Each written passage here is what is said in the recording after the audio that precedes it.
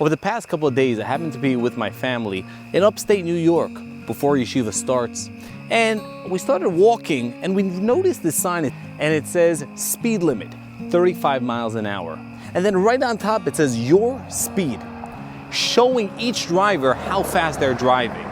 And it's kind of a reminder to them, slow down. You need to really slow down because the speed limit is 35 miles an hour.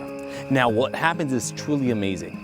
Every single time a car would pass by and it would zoom flying past this sign and go way over the speed limit of 35 miles an hour, what happens is this sign starts shining and putting bright lights, sort of like a police car, showing that there's a cop coming.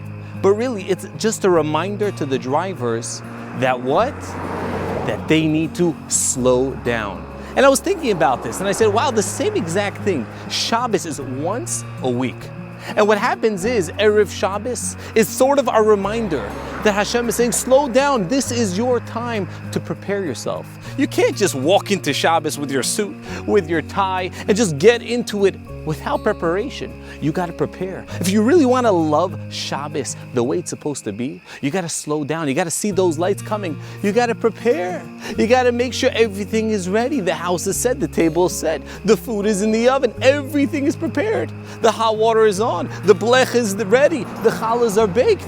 You can't just walk into Shabbos. So too, this sign reminds me, slow down. Slow down, why? Because Shabbos is coming. Prepare, know what you want to do, what you got to get done before Shabbos even begins. You know, a boy asked me, said in my class, Rebbe, but how do I prepare for Shabbos?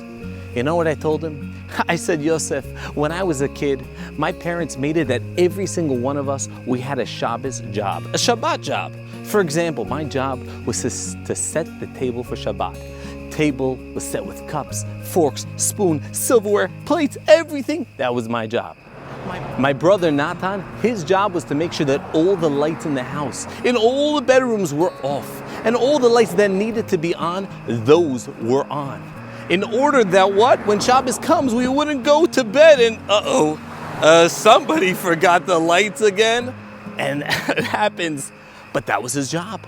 That was his position. He made sure that every single week, that was his role, to make sure the lights would be off and the lights would be on in the proper location, in the proper spots in the house.